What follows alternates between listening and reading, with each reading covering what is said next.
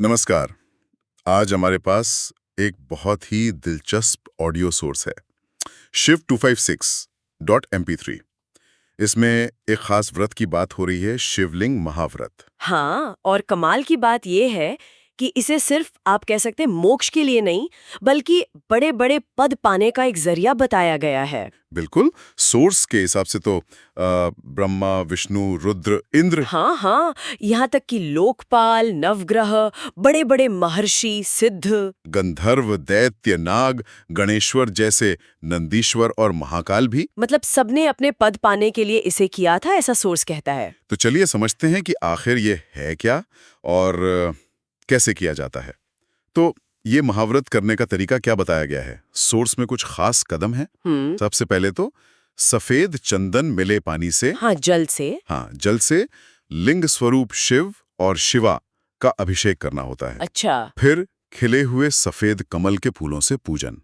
कमल के फूल, वो भी सफेद? हाँ, इसके बाद एक साफ जगह पर कमल का आसन मतलब पद्मासन बनाना होता है। और उस आसन के ठीक बीच में अंगूठे के बराबर का एक छोटा सा सुंदर सा शिवलिंग स्थापित करने को कहा गया है। अंगूठे जितना छोटा? हाँ, अंगूठे जितना। फिर शिवलिंग के दक्षिण वाले हिस्से में बिल्व पत्र से पूजा। बिल्व पत्र तो शिवजी को प्रिय हैं ही। बिल्कुल। और फिर दिशाओं के हिसाब से भी कुछ अलग अलग चीजें चढ़ाने का जिक्र है। हाँ, है ना। जैसे दक्षिण में अगरू, पश्चिम में सिल। सिल मतलब शायद कोई पत्थर है या शिला। हाँ, संभवतः वही मतलब होगा। उत्तर में चंदन और पूर्व में हरिताल। अच्छा, काफी विशिष्ट चीजें।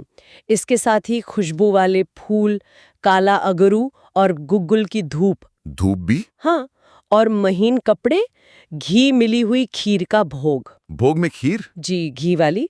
और घी के दिए जलाने का भी विधान बताया गया है। मतलब पूरी विधि काफी विस्तृत है। हाँ, वाकई में। और ये सब मंत्र पढ़ते हुए शिवजी को अर्पण करना होता है। बिल्कुल। फिर परिक्रमा, स्तुति और आखिर में किसी भूल चूक के लिए माफी मांगना। क्षमा याचना। हाँ ये तो हुई विधि। हाँ लेकिन वो जो बात थी ना शुरू में, देवताओं वाली, हाँ, वो सबसे ज्यादा चौंकाती है। सही कहा। सोर्स का ये दावा कि इतने बड़े बड़े देवताओं को अपना पद इसी व्रत से मिले, ये इस कर्मकांड को एक असाधारण महत्व देता है। मतलब ये सिर्फ व्यक्तिगत मोक्ष या पुण्य कमाने का साधन नहीं है। नहीं, सोर्स के हिसाब से तो ये ब्रह्मांडीय व्यवस्था में पद पाने का जरिया है। ये सोचना दिलचस्प है कि सोर्स ऐसा क्यों कह रहा है। क्या सोर्स में कुछ और बताया है इस बारे में, या ये सिर्फ विधि की महिमा बढ़ाने के लिए है? सोर्स में तो बस इतना ही है कि उन्होंने ये व्रत किया और उन्हें वो पद मिला। जैसे ब्रह्मा को ब्रह्मत्व, विष्णु को विष्णुत्व। ये इसे सीधे फल से जोड़ता है। अच्छा। और पूजा के आखिर में शिव पंचाक्षर मंत्र के साथ वो शिवलिंग और सारी भेंट शिवजी को ही समर्पित कर देने को कहा गया है। सब कुछ उन्हीं को वापस? हाँ, और इसका फल बताया है सारे पापों से मुक्ति और शिवलोक की प्राप्ति। पाप मुक्ति और शिवलोक। हाँ, अरे एक बात और थी जो मुझे काफी दिलचस्प लगी।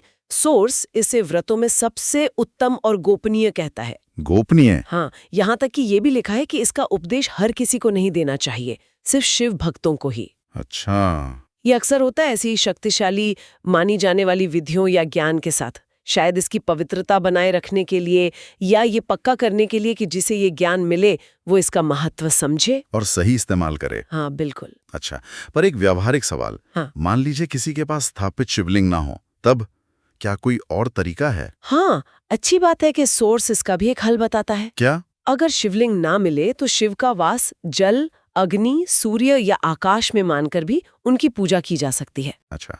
मतलब जल, अग्नि, सूर्य या आकाश को ही माध्यम बना लें। हाँ, ये दिखाता है कि साधन न होने पर भी भक्ति या अनुष्ठान का रास्ता बंद नहीं होता। सही बात है। तो कुल मिलाकर इस सोर्स से हमें शिवलिंग महाव्रत की पूरी प्रक्रिया पता चली। इसके पीछे के वो बड़े बड़े दावे जैसे देवताओं का पद पाना और इसका वो गोपनीय स्वरूप भी। हाँ, और ये वाकई सोचने वाली बात है कि ये सोर्स अनुष्ठान करने को सीधे तौर पर देवताओं और ऋषियों के पद पाने से कैसे जोड़ता है ना? मतलब इस खास पाठ के नजरिए से देखें तो ये रस्म रिवाज और ब्रह्मांडीय व्यवस्था या दिव्य पदों के बीच किस तरह का रिश्ता दिखाता है। ये सवाल अपने आप में काफी गहरा है। बिल्कुल, इस पर और सोचने की जरूरत है।